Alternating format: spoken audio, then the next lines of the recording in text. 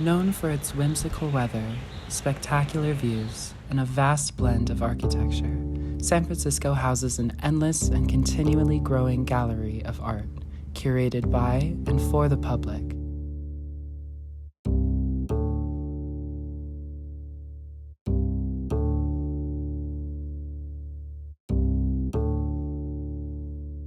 San Francisco sidewalks are littered with graffiti art, stencil art, and various vendors occupying the streets.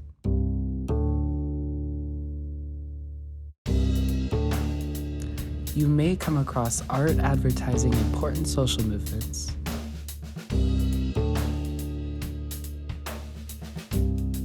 Stencils depicting strange phenomenon experienced by a collective of people.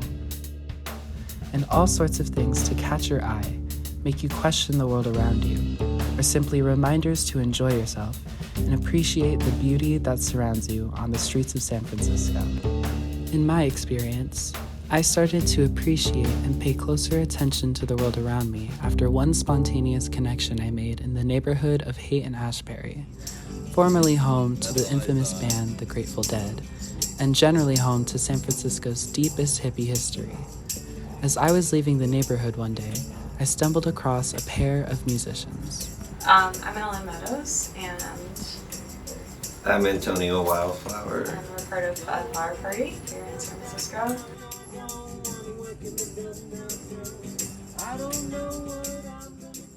And we play throughout the city, and we also play individually in our own. We both write music as well. We do have a lot of our focus go to music, but we also live in San Francisco, so we have to work different kinds of jobs. I've had moments where there's just like these little moments where I'd be out performing on the street, and most of the day, for instance, on like a specific day, there wasn't anybody really responsive, and like I wasn't getting any tips or anybody really listening or talking with me or anything. After a while, I would start to feel sort of bogged down, like, oh man, does this have any purpose? Like, should I even keep doing this? Like, is this pointless? And then there would be a family walk past, like a mom and her son, or a dad and their daughter or son or something, and their kid would just be like young, like a little older than a toddler or something, and they would stop and just stare right at me and start like dancing. And just like stay there dancing, and then the parent has to like stop and wait for them to like do their like thing, and then I would just be cracking up, and it would remind me, okay, like I am here for a purpose, like those little small things like that, or then you just see the joy coming, and the kid doesn't know really what music is fully, and like what's all involved in it and all the intricacies or anything, or even my life or what's happening. They just hear the music and they're like, this is fun. They're just like happy, and they're just getting joy out of it. Hey! Welcome to the Haight, where it's great, where I'm always out here till late. By the way, my name is Tony B. I do everything that you see. I love to freestyle, but my style ain't free. This is what you call authenticity. A lot of people come out here and get with me, cause ain't nobody else doing art like these. An artist can only paint what he knows. So I do art for intellectuals, I suppose. I hope everybody grows. I'm here to enhance their glow. And I also do clothes. Yes, I do. Some people have come and froze, but I keep it hot. Why? Because I paint at the speed of thought. And I don't want all of the money you got, but as you can tell, I do a whole lot. People come over here to chill, because for me, it's all about how you feel. So me, I'm here to heal. I'm here to let the universe reveal everything that I have to give. I do this art because this is what I live. My name is Tony B. Conscious. They call me the Ghetto Van Gogh, and this is how I say hello. It takes me 5 hours to set up, 5 hours to break down. And so the whole time I'm here, I'm on my feet. I'm never sitting down. I put a lot of work. I put my mind, my body, and my soul into this. If you steal a piece from me, you're stealing my life. Because all of this represents at least an hour or more of my life. So you're coming over here and you're telling me my life isn't worth anything by stealing my art. Somebody asked me the other day my mission. Well, it's to get people to stop, look, and listen, and even think. And to realize that everybody in San Francisco doesn't smoke and drink. Kind of being more sober spaces, I think is powerful. But some people, they let it get the better of them, and they're like, they won't even perform or do anything, or it'll just overtake the art, whatever their art is, so that they're not even focusing on their art anymore, and it's just becoming that addiction, and then they just lose sight of what they were doing to begin with. Like I've had an art studio space before, and I used to paint there with a few other artists, and it was great initially, and then a lot of them were just getting into drugs that I just didn't really want to be a part of, and it changed that whole environment to where I was going there to actually work on stuff and paint, and they were just going there to just party at that point. It just became just like a sinkhole. Yeah, and I think for me, like I'm from Georgia, so like I understood that in Atlanta there are encampments and things like that, but like nowhere to the level that I feel like is here in the city. Like I've been like attacked, or when I first started like moving out here when I was like in downtown, just like more interactions with people who were unhoused and obviously going through some type of psychosis through drugs, and it was like scary, right? And still show compassion, right?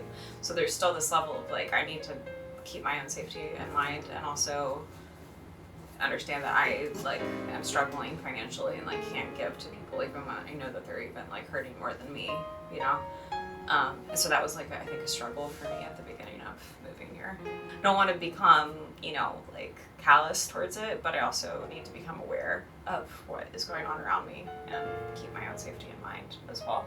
It's still really heartbreaking. Yeah. Yeah. And it's just it's so everywhere, and it's really hard. Yeah. We're all people in. Yep. I think a lot of people become musicians because they are really like struggling with something, or like they've gone through something really challenging in their life, and then they're responding to that through the music. And it's really important to take that time to do whatever you need to do in order to like heal from things, but like don't ever stop making something happen just because you have fear of failure, or not being seen enough, or not getting famous enough, or something like that, because that doesn't like I've been in a short film like with something I wrote of mine, and that was like really powerful for me. That actually helped me move out here like in 2020, after 2020 into 2021, and so that was like I wasn't doing that beforehand, but if I had just said like, okay, I'm only gonna teach and I'm never gonna like write my own things, and get that recorded, I would have had that opportunity, or would have found me. And so it's like, even if you're not huge or you're making a ton of revenue or like streaming, like don't give up like being an artist, because it's really important for your mental health in order to keep expressing it that way and fostering that. Because it really is like a gift, but it's like it's an ability you have to strengthen as well and foster. Yeah. Definitely. To your community and yourself. I know it sounds fast to talk about that, but no, I appreciate that. The finances is kind of connected to the life work that it's done. It does damage, man. It feels sort of, doing things like instantaneous communication is like, rather than sitting and having to like read a book of like what someone's philosophy is on something, being able to see that through the art without words is some pretty powerful shit. It's just street culture has almost like a kind of a weird connotation, but like to human life, public culture, public civic engagement, that sounds glossier. It's all just humanity, the original internet, public, space, and our environment we share. it is the place where we get to like connect with each other directly and just sort of be an open forum, if it is allowed to be that, and not only just exclusively shopping or something like that. And it is less and less where that public infrastructure is available. And you know, the community canvas, the musical parks, things where there's just areas where it's not just like benches and open space only. Or like a fountain. That's nice, but that's not very engaging. And I think that a big part of our limitation with each other and of just what's gotten us to the point of this much just battling each other, which is the result of misunderstanding, not fundamental differences. I will say that. We're not that fundamentally different. We are really misunderstanding who we think we are. I think the art keeps the city's heart pumping and keeps people, you know, hoping for something. And not only is it something to talk about and getting in one's head and making like the person think and see things a little differently, but it creates that memory. So it's like bringing people together because of the art. And I think all of the people thinking, all of our minds are like in this like hive collective. Like, I think it's still just lingering from when we, as San Francisco, were really buzzing in the art scene and in the music scene. I just think it still just didn't die. It's just in different places now. Oh, why is it too